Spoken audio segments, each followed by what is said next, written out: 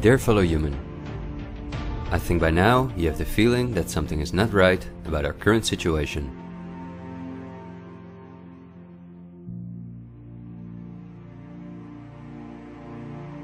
But I also think that the many ill-founded conspiracy theories may have caused you to distance yourself from both the media scaremongering and from those who spread the conspiracy theories.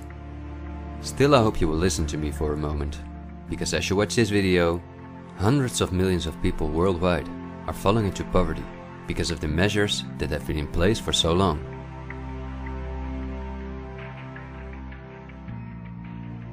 And although the biggest economic crisis that we will ever experience may not have affected you personally yet, it's only a matter of time before the ripple effects also reach you and your loved ones. This is not alarmism, but the harsh reality we face. I also think that we can limit the damage and even benefit from it if we are properly and objectively informed about our current situation. Therefore, I would like to show you some easy verifiable facts that I think are essential.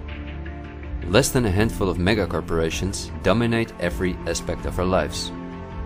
That may seem like an exaggeration, but from the breakfast that's on the table in the morning, to the mattress we sleep on at night, and everything we do, put on, or consume in between, all are largely dependent on these corporations.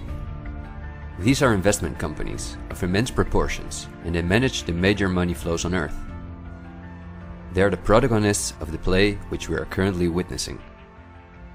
So as not to take up too much of your time, I've summarized the most important information as briefly as possible.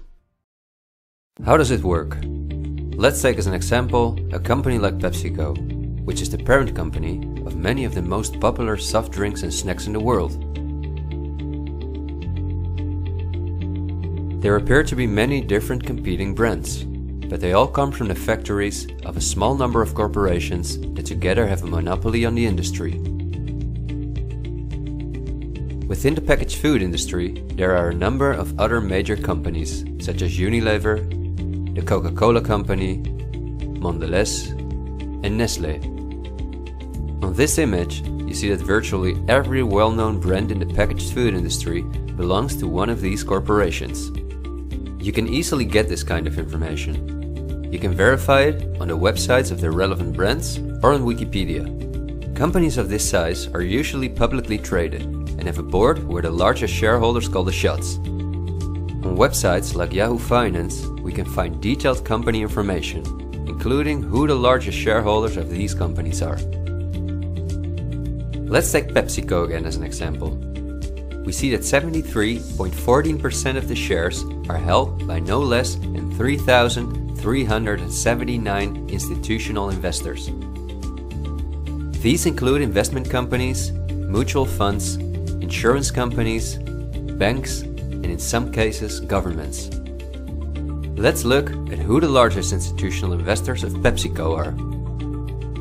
As you can see, just 10 out of the 3,379 investors account for almost 1/3 of all shares. The combined share capital of these top 10 has a value of approximately $60 billion. But of those 10 investors, 3 own more shares than the remaining 7. Let's remember their names and let's see who owns the most shares at the Coca-Cola Company, Pepsi's big competitor.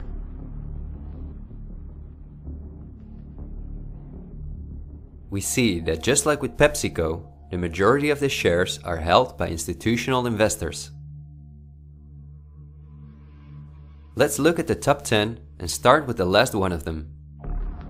4 out of these 6 institutional investors we also saw at the last 6 of PepsiCo. These are Norton Trust, JP Morgan Chase, Geody Capital Management, and Wellington Management.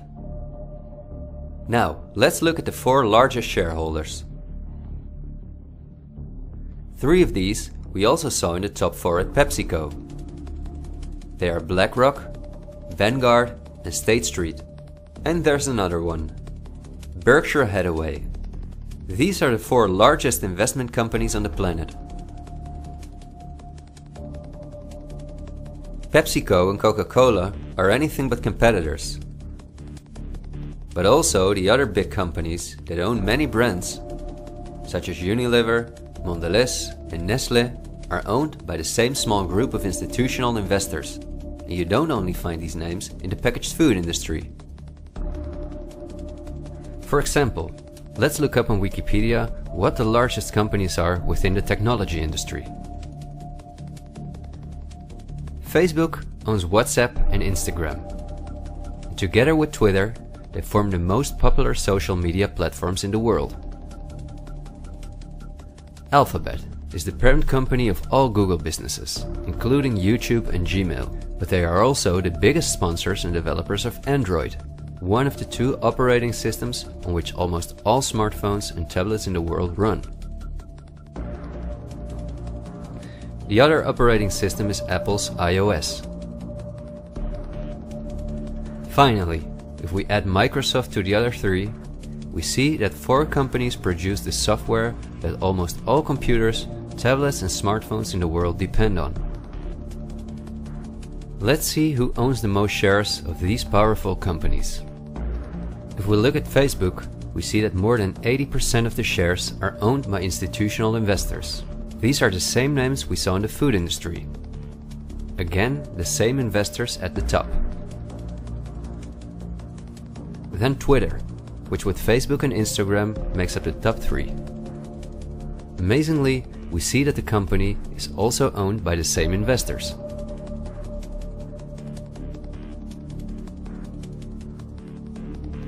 We see them at Apple, but also with their big competitor Microsoft.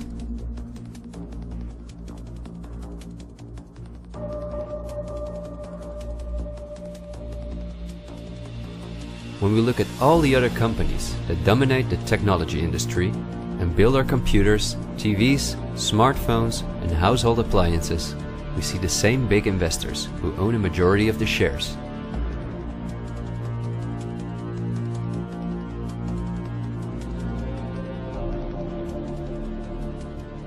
We see this within all industries around the world.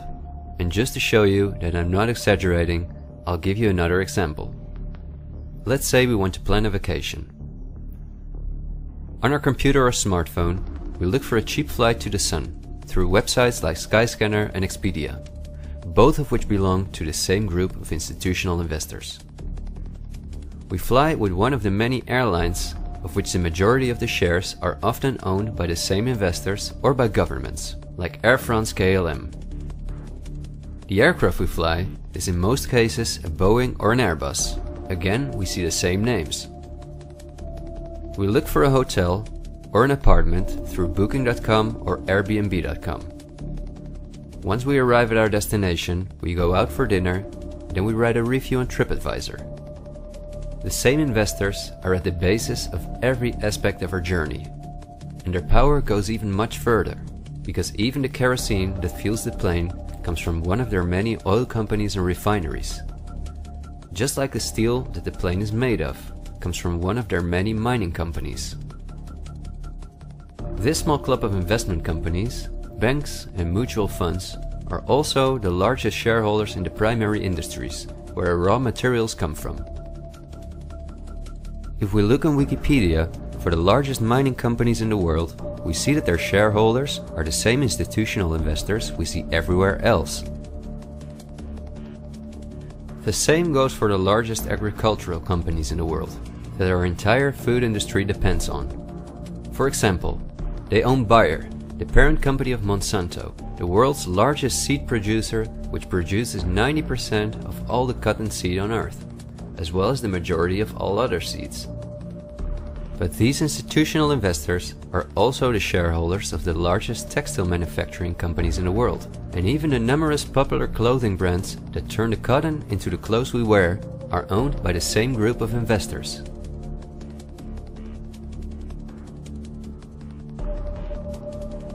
Whether we have the world's largest solar panel producers or the largest oil refineries, the shares are managed by the same companies. They own the tobacco companies, who produce all the popular tobacco brands in the world. But they also own all the major companies in the pharmaceutical industry and the scientific institutes that produce the drugs. They own the companies that produce our metals and raw materials, and the entire automobile, aircraft and arms industry where those metals and raw materials are processed.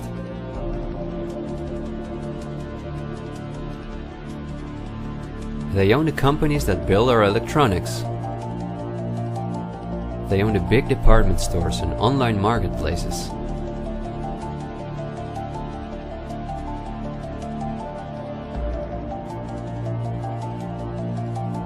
And even the payment methods that we use to pay for their products.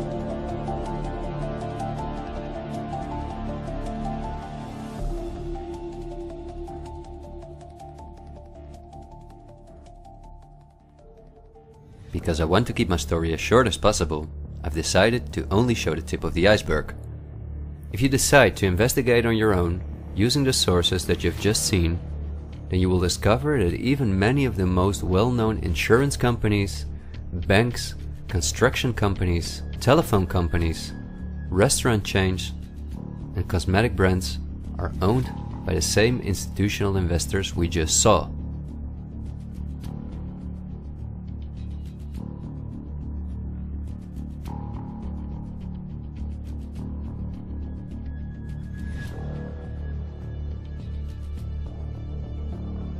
These institutional investors are, as I told you earlier, mainly investment companies, banks and insurance companies. They are in turn also owned by shareholders. Now, what is the most amazing thing? All of these institutional investors own each other's shares, and together they form an immense network that we can compare to a pyramid. The smaller institutional investors are owned by larger investors, who in turn belong to even larger investors. The visible top of this pyramid consists of only two companies, and we have seen their names many times by now. They are Vanguard and BlackRock. The power of these two companies is something we can barely imagine. Not only are they the largest institutional investors of every major company on Earth, they also own the other institutional investors of those companies, giving them a complete monopoly. According to a report by Bloomberg, one of the most respected institutions in the world in the field of financial data and analytics, experts expect that by 2028 both companies will collectively manage about $20 trillion in investments, and in the process will own almost everything on Earth. The same Bloomberg called BlackRock the fourth arm of government, because it is the only non-government entity that has a close relationship with the federal banks, also called the central banks. BlackRock not only lends money to the federal banks, but is also their principal advisor and the developer of the computer system that the federal banks use. Dozens of BlackRock employees had senior positions in the White House during the Bush and the Obama administrations, and currently under Joe Biden. BlackRock CEO Larry Fink is a welcome guest with many heads of state and politicians, and understandably so. He's the face of the company that pulls the strings.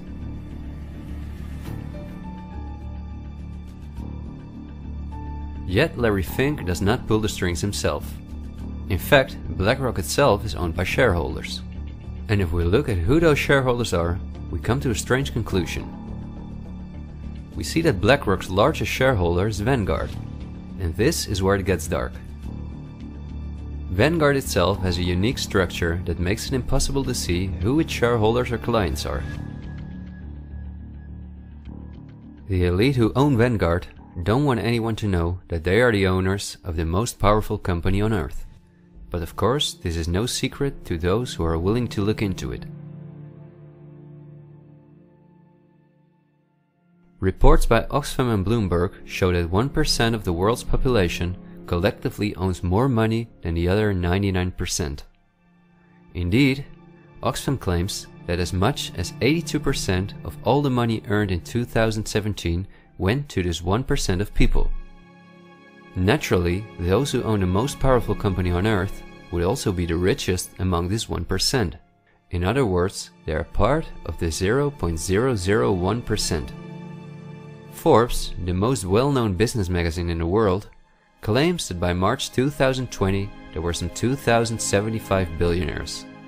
Oxfam's report showed that 2/3 of all these billionaires obtained their fortune through inheritances and monopolies. So this means that Vanguard is in the hands of the richest families on earth. If we study their history, we discover that these families have always belonged to the top of the pyramid, some even well before the Industrial Revolution began. Because their history is so interesting and extensive, I will explain some more about them in the follow-up video that I'm currently working on. But in order not to elaborate too far, I will just point out that many of these families belong to royal bloodlines, and they are the founders of our banking system, the United Nations, and every industry in the world.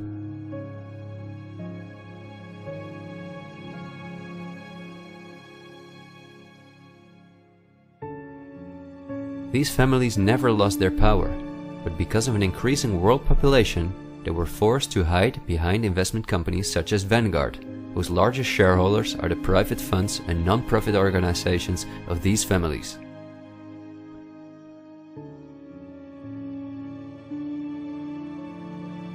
To make the bigger picture more clear, I need to briefly explain something about these non-profit organizations. These are the links that connect the business community with politics and the media, allowing major conflicts of interest. At first glance, however, this is not too noticeable. Non-profits, also called foundations, are organizations that rely on donations, and they do not have to publish from whom they receive those donations. They can invest this money in whatever they want, and do not have to pay tax on their profits as long as those profits are reinvested in other projects that they are involved in. Non-profits can move hundreds of billions of dollars from invisible investors. According to a report by the Australian government, this makes non-profit organizations ideal to finance terrorist groups and launder large sums of money.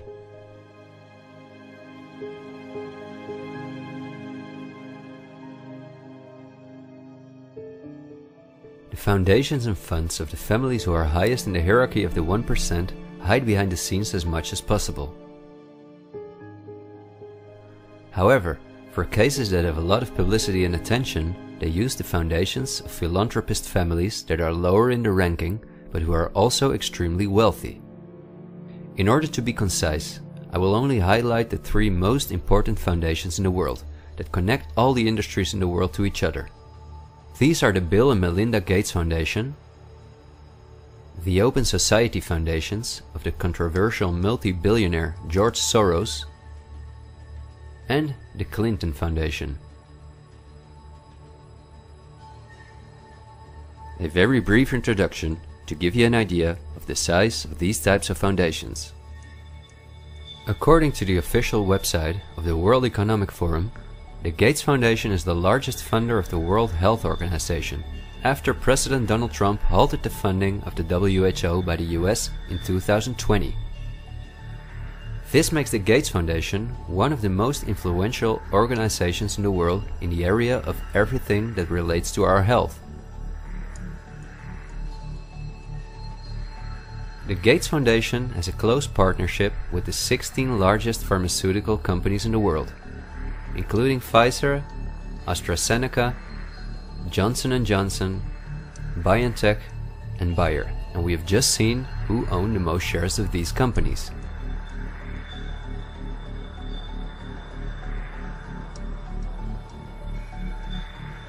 Bill Gates was anything but a poor computer nerd who made it to one of the richest people in the world, but he came from a philanthropic family that, just like himself, worked for the absolute elite.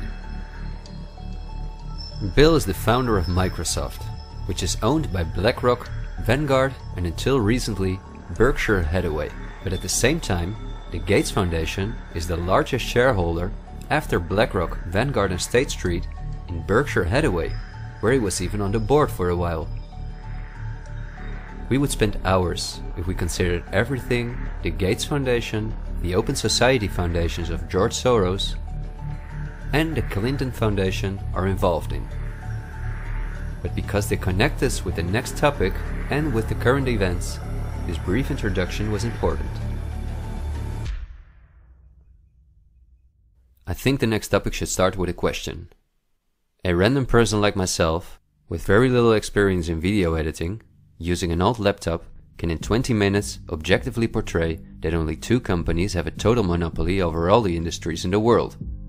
So the natural question is, why don't you hear about all of this in the media? What? It's a good question. Every day we have the choice between countless reports, documentaries and television programs, and yet not one of them talks about this. Is it something not interesting enough? Or might there perhaps be other interests at play? The answer we get again from Wikipedia. About 90% of the international media is owned by 9 media conglomerates. The companies owned by these media conglomerates are too many to mention, so I'm just going to show you the most important brands that we all know. Viacom CBS is the parent company of, among others, all CBS channels, Paramount, where the most famous movies and series in the world come from, MTV, Comedy Central, Nickelodeon, the popular British Channel 5 and the popular Australian 10. Guess who the largest shareholders of Viacom CBS are? Before we look at the other major conglomerates, let's not forget to mention our extremely powerful streaming monopolists, Netflix and Amazon Prime, both of which belong to the same shareholders. Then AT&T, which is the parent company of Warner Brothers, HBO, Discovery Channel, CNN, Cartoon Network, TNT, DC, and many other well-known brands. Guess who the largest shareholders of AT&T are?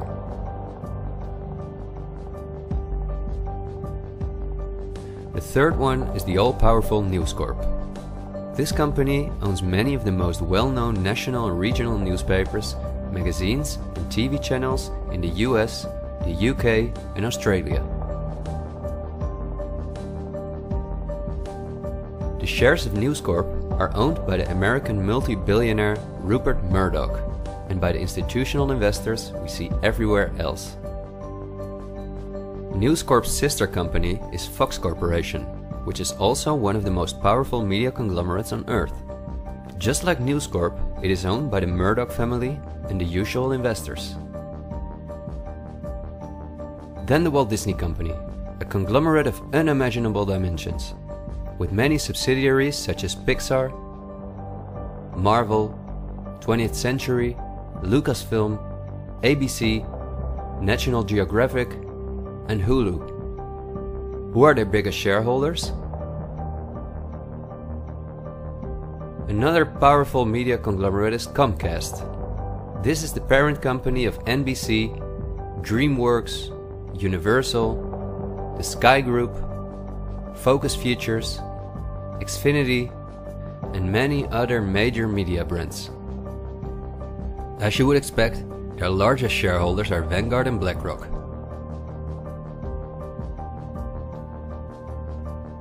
I could go on for hours and show that in almost every country on Earth, the local media is in the hands of these kind of conglomerates, which in turn are owned by our institutional investors or by extremely rich and powerful elite families. In the UK, for example, virtually all popular newspapers and magazines are owned by the Daily Mail Group, Reach and the aforementioned News Corp. In the Netherlands, the entire media is in the hands of the Persgroep, Mediahuis and Bertelsmann.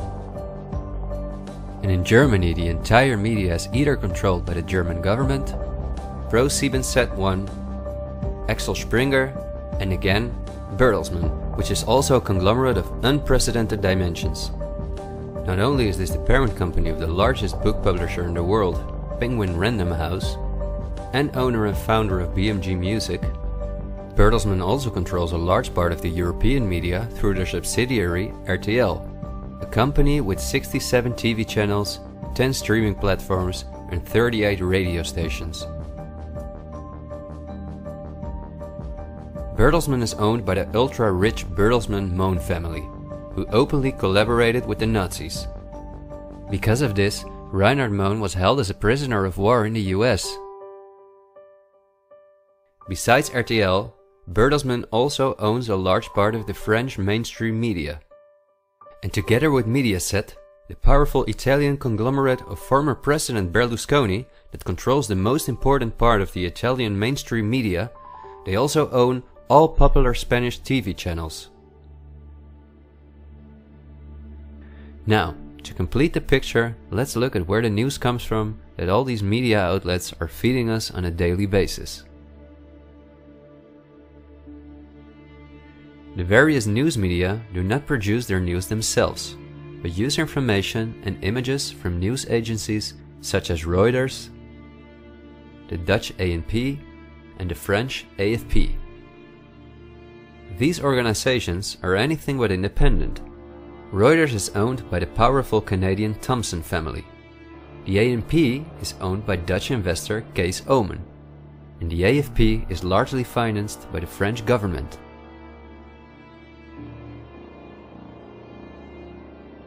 The main journalists and editors who work at our media or at these news agencies are affiliated with important journalistic organizations, such as the European Journalism Centre.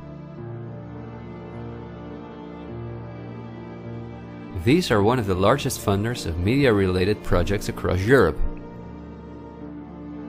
They train journalists, produce study materials, give internships at, for example, the ANP, and work closely with the world's largest corporations such as Google and Facebook.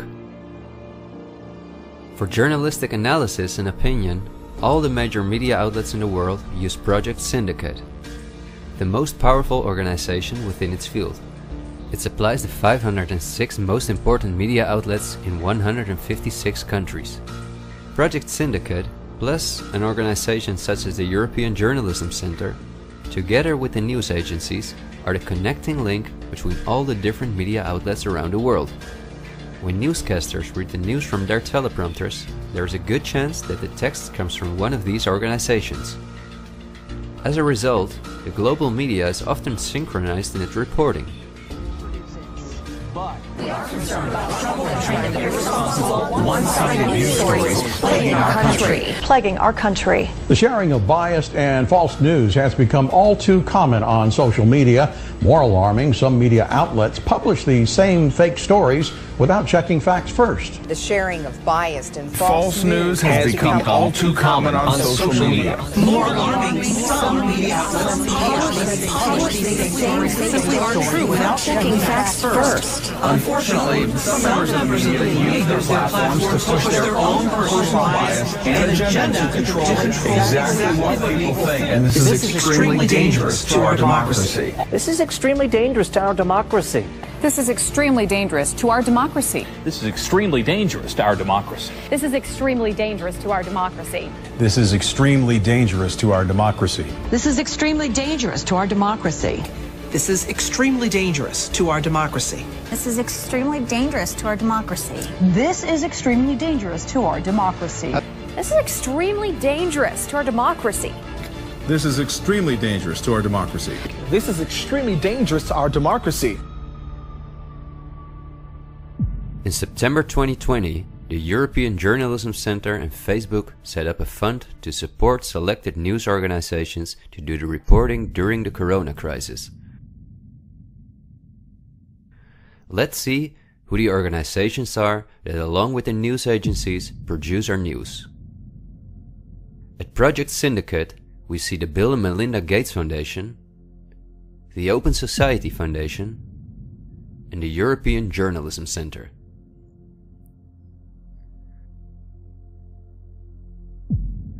Then the European Journalism Centre itself.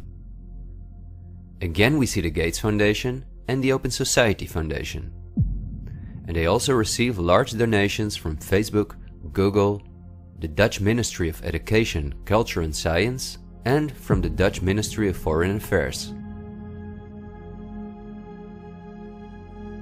The organizations that are at the heart of our information flow are funded by the non-profit organizations of the same elite who also controls the entire media.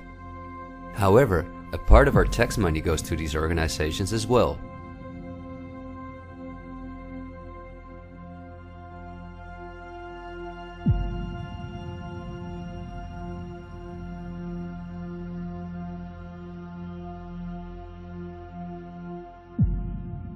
Okay, I realize this was a lot of information to process, and believe me, I've made it as short as possible, and I've only used those examples that seem necessary to show you the overall picture, so you can understand the current situation better.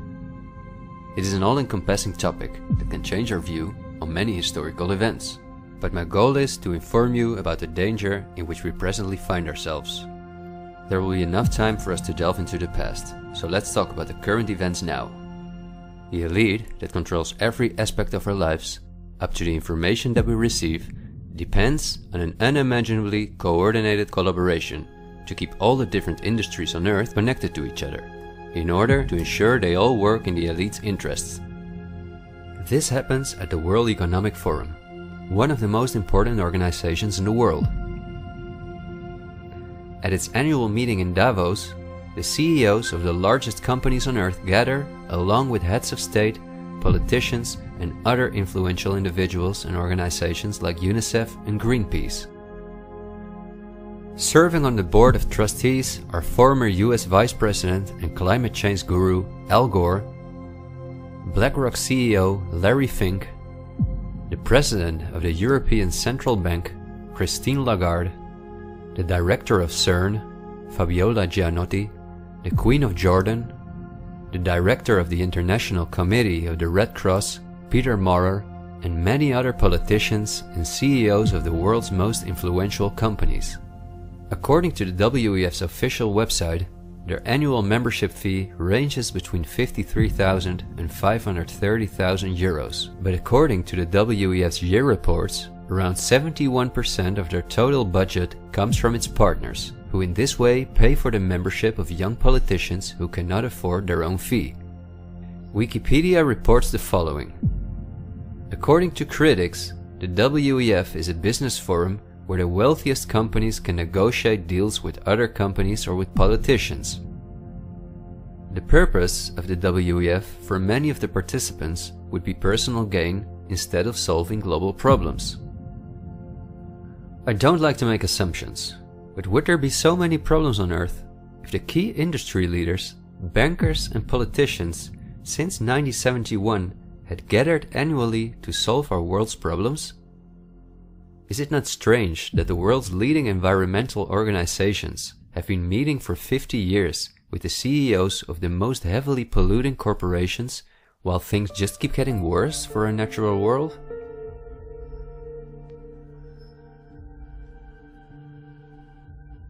That these critics of the WEF are right soon becomes clear when we look at who the most important partners are that account for almost 71% of the WEF's budget. There are BlackRock, the Open Society Foundations, the Bill and Melinda Gates Foundation, and many other large corporations of whom Vanguard and BlackRock own the shares directly or indirectly.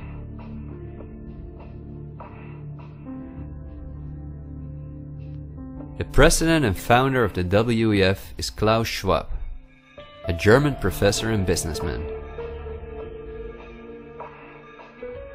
In his book, The Great Reset, he describes in detail the plans of his organization.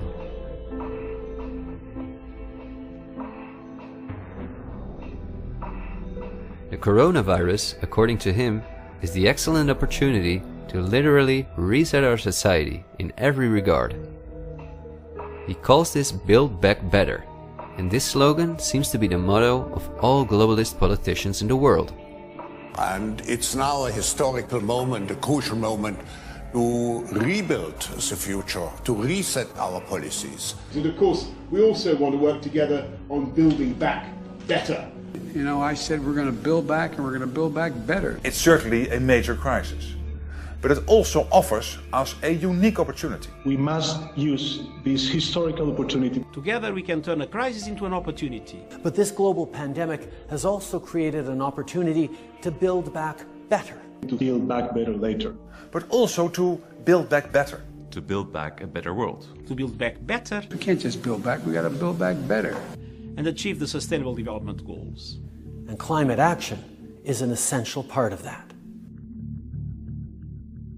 According to Schwab, our old society should be exchanged for a new one, in which countries give up their sovereignty to an all-encompassing world government, in which people own nothing but work for the state, in exchange for their housing, healthcare, and all their other basic needs. All of this is necessary, according to the WEF, because our modern consumer society, which the elite themselves imposed on us, can't keep going as it is. It's no longer sustainable.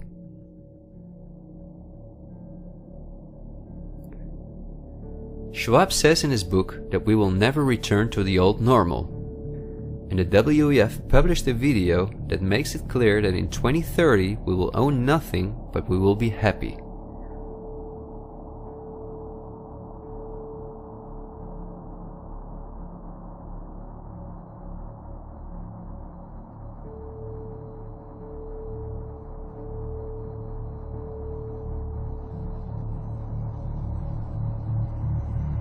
You've probably heard some talk about the New World Order.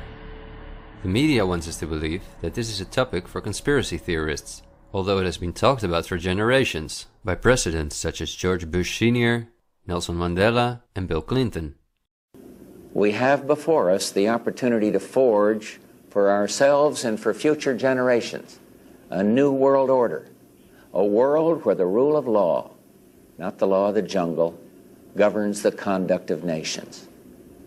When we are successful, and we will be, we have a real chance at this new world order, an order in which a credible United Nations can use its peacekeeping role to fulfill the promise and vision of the UN's founders. After 1989, President Bush said, and it's a phrase that I often use myself, that we needed a new world order. That the affirmative task we have now is to actually create a new world order. But also by the world's most famous philanthropists such as Cecil Rhodes, David Rockefeller, Henry Kissinger, and even George Soros. I think you need a new world order, that China has to be part of the process of creating it, and they have to buy in, they have to own it. These important figures, who apart from Mandela, were all among the top of the elite when they were still alive, are not the only ones who dream about an all-powerful world government. In 2015, the UN presented its controversial Agenda 2030, which is almost identical to Klaus Schwab's Great Reset. In their own words, the UN, like Schwab, wants to ensure that by 2030, poverty, hunger, environmental pollution, and disease no longer exist on Earth. It sounds like a sympathetic plan, until you read the fine print. You see, the idea is that Agenda 2030 is going to be paid for by us, the citizens. And just as it is currently required of us that we give up our basic rights for the sake of public health, we will be demanded to give up our wealth in favor of poverty reduction. These are not conspiracy theories. You can read this for yourself on their official website. In short, it boils down to this. The UN wants to take the tax money from all Western countries and give it to the mega corporations of the elite, who will be contracted to rebuild society. Globally, a completely new infrastructure is needed, because fossil fuels must be made a thing of the past, according to the UN. For this immense project, a world government is needed, says the UN. And the same UN takes it upon herself to be this global government. Just like Schwab, the UN also believes that a pandemic is the perfect opportunity to accelerate the implementation of Agenda 2030. It is worrisome that the WEF and the UN openly admit that they consider pandemics and other disasters as an opportunity to transform society, especially since we have seen that the elite have all the resources at their disposal to make us believe that there is a pandemic, and even to create one. So we certainly should not take these things lightly, and we should examine them carefully. And when we do that, we come across things that are even more troubling.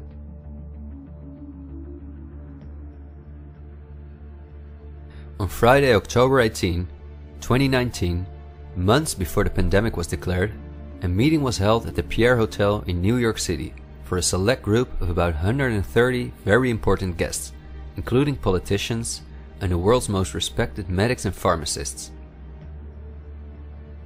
The purpose of the meeting was to simulate the possible scenarios in the event of a global pandemic. This could be a coincidence, you might say. For this simulation, however, a coronavirus was used as an example.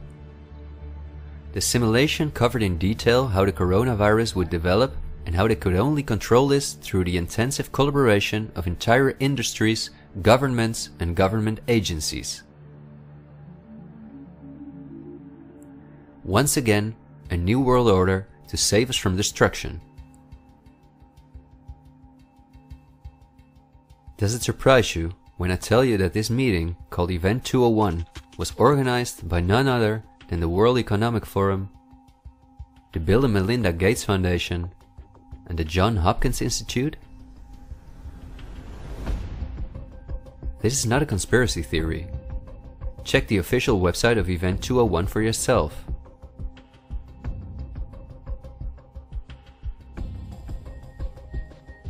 Perhaps at this point it will no longer surprise you that the German Robert Koch Institute, which like every national health institute in the world is closely linked to the WHO, which is funded by Bill Gates, created a similar simulation in 2012. As was the case during Event 201, the simulation assumed the coronavirus. This simulation assumed that in a Southeast Asian food market, a coronavirus would spread from animal to human. How coincidental, isn't it? In this simulation, it takes several weeks for the authorities to identify the virus, allowing it to spread worldwide. The simulation is made of the consecutive 3 years, in which there are lockdowns and economies are destroyed. But also the impact on society is simulated in all aspects, even the protests. I won't tire you with the details. In fact, you can download this analysis for yourself from the website of the German government. The last thing I want to show is an excerpt from a lecture that Belgian top virologist Mark van Ranst gave on January 22, 2019 at the Chatham House, a major non-profit organization in London, where important world leaders meet to discuss global issues. Winners of the Chatham House Prize include Hillary Clinton, Melinda Gates, and John Kerry.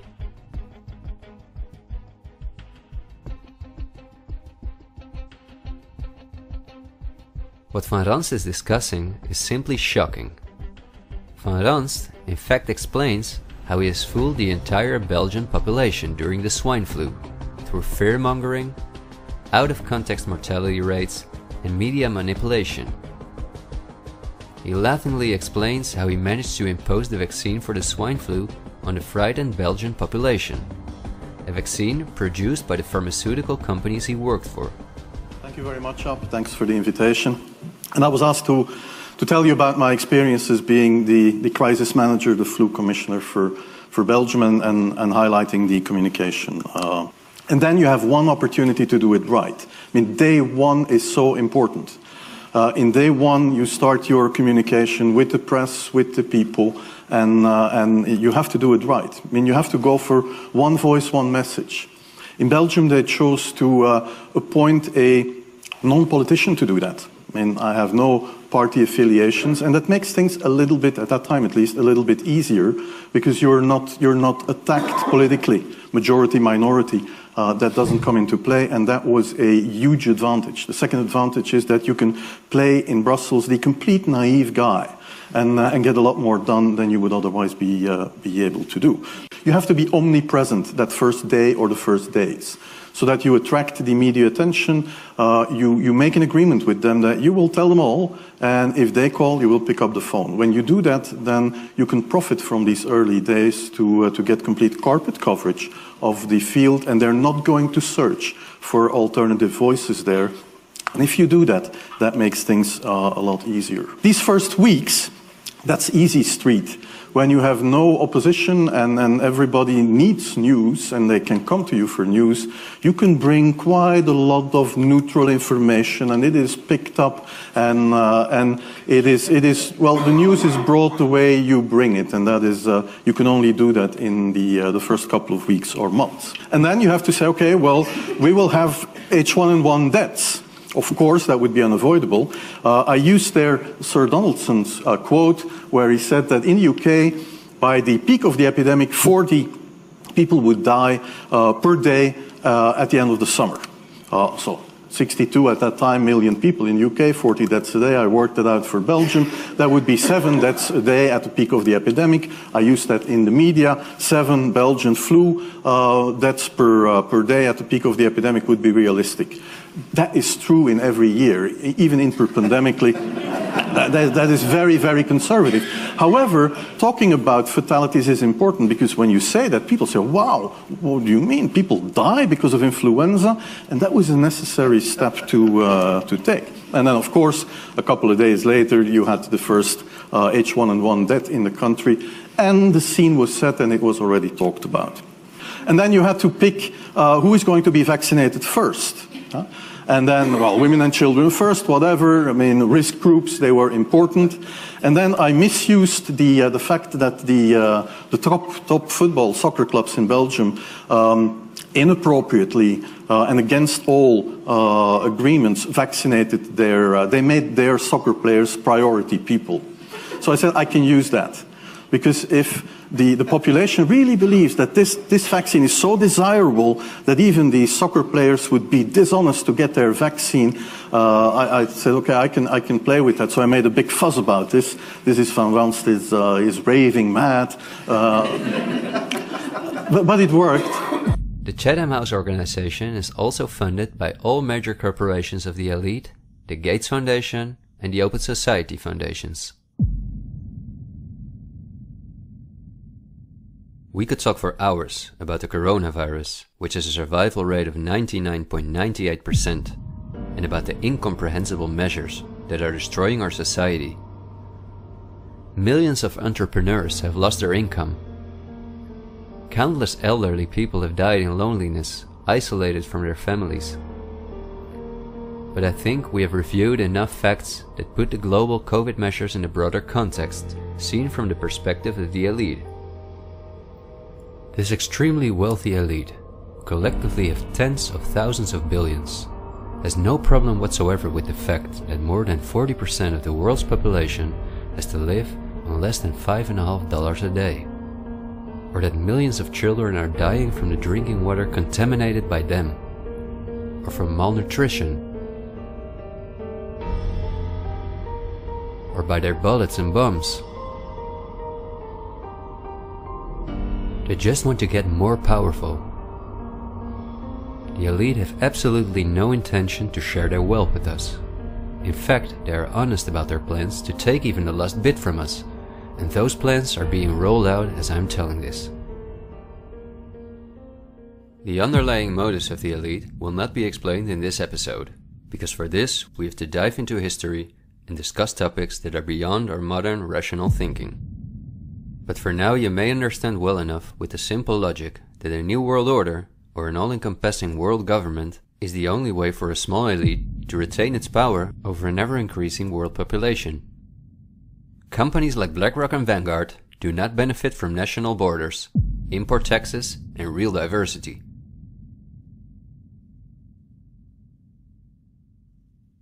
Only through fear and media manipulation can they maintain their grip on all of us.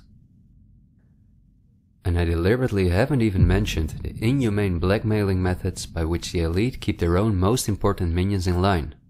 Because if this topic has aroused your curiosity, you will undoubtedly find out all about this in time. The elite have no intention to cure us from the countless diseases we've contracted from the toxic food they've produced, and from the environmental pollution which they have caused. After all, if we didn't get sick, the entire pharmaceutical industry would collapse. Nothing sells like fear is the motto of top virologists like Mark Van Ranst. You will be amazed, as I was, when you discover that we have been warned countless times about this elite. I think we're being run by maniacs. If anybody can put on paper what our government and the American government, etc., and the Russian, Chinese, what they are actually trying to do, I think they're all insane. But I'm liable to be put away as insane for expressing that. That's what's insane about it. Don't you agree? For we are opposed around the world by a monolithic and ruthless conspiracy that relies primarily on covert means for expanding its sphere of influence, on infiltration instead of invasion, on subversion instead of elections, on intimidation instead of free choice, on guerrillas by night instead of armies by day. It is a system which has conscripted vast human and material resources into the building of a tightly knit, highly efficient machine that combines military, diplomatic, intelligence, economic, scientific, and political operations. Its preparations are concealed, not published. Its mistakes are buried, not headlined. Its dissenters are silenced, not praised. No expenditure is questioned, no rumor is printed, no secret is revealed. President Kennedy has been assassinated. It's official now. The president is dead. Women here in shock, some have fainted. Men, Secret Service men standing by the emergency room, tears streaming down their face. There's only one word to describe the picture here, and that's grief, and much of it. It's official. As of just a few moments ago, the President of the United States is dead.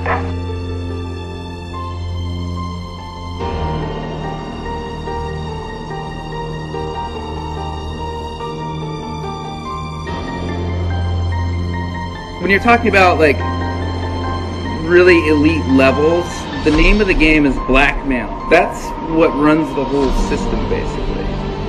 They want compromised people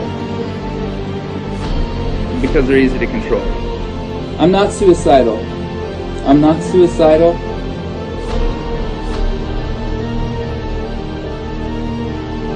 The deep state is those people within the U.S. government that are career employees that cannot be fired by people that we elect by the Congress or the President.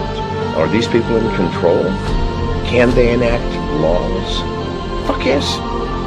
Can we fire these people? No.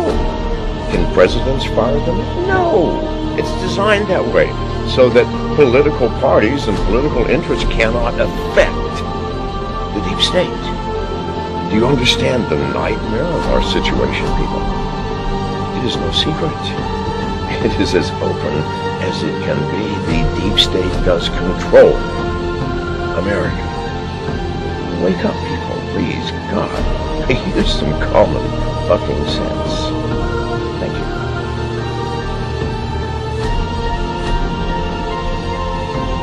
Something like 1984 could actually happen. This is the direction the world is going in at the present time. In our world, there will be no emotions except fear, rage, triumph, and self-abasement. The sex instinct will be eradicated. There will be no loyalty except loyalty to the party. But always there will be the intoxication of power. Always, at every moment, there will be the thrill of victory, the sensation of trampling on an enemy who is helpless. If you want a picture of the future, imagine a boot stamping on a human face forever. The moral to be drawn from this dangerous nightmare situation is a simple one. Don't let it happen. It depends on you. With this video, I hope to reach you, to reduce the ever-increasing distance between us. Only when we are divided can the elite retain its power over us.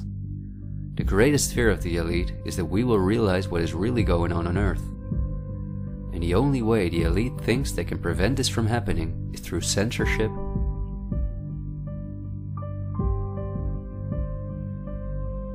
preventing human contact,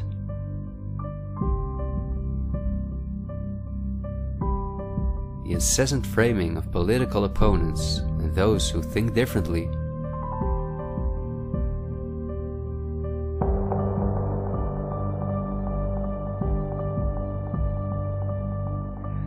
and the use of brute force.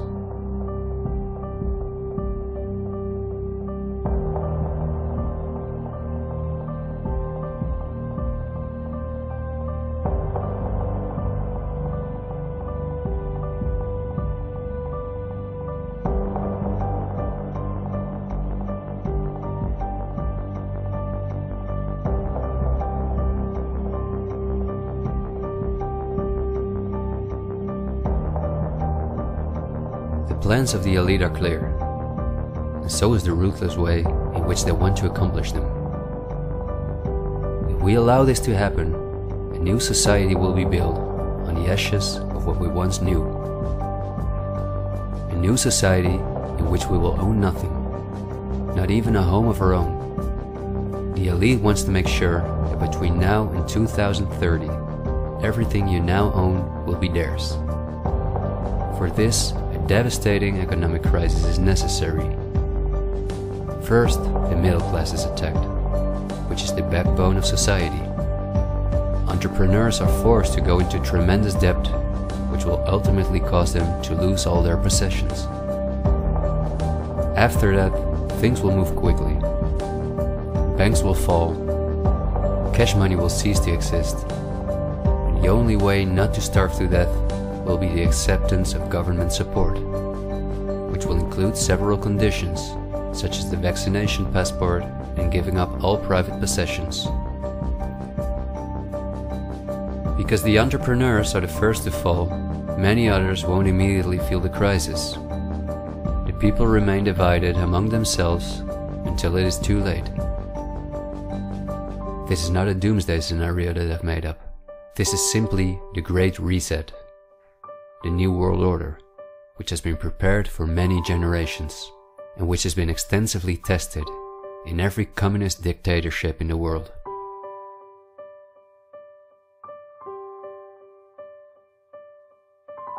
But this can also go a different direction, and instead of a great reset, we can cause a great awakening and create a world where no one has to go hungry, and where we can live in a sustainable way, in freedom with each other and with nature.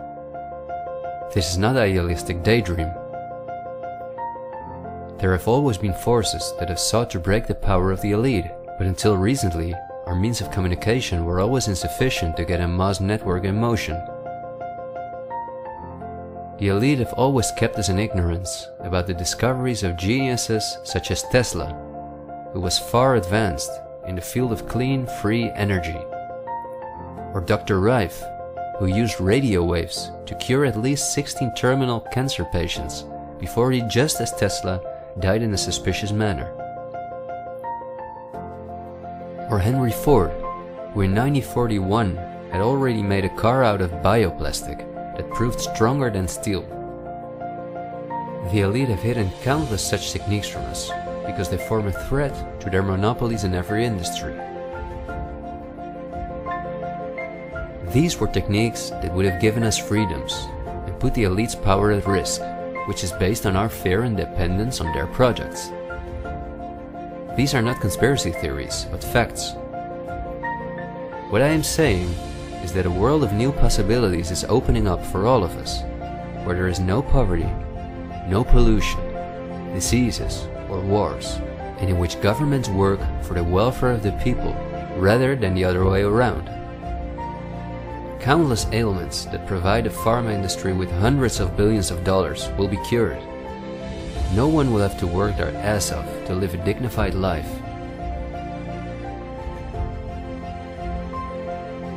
People will no longer live in fear because of the lies of the media, the pharma industry, the climate lobbies, and politicians. It's all on the horizon, but we have to go through the storm first and recognize what the real problem is in our society. I want to thank you for listening to me, and I hope someday, in freedom, together we'll reflect back on this unique moment in history. There is still so much to tell, but we will save the rest for later.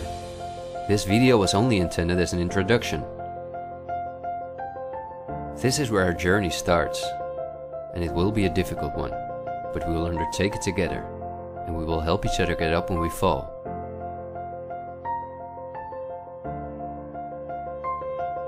We will not be afraid. We are the 99%.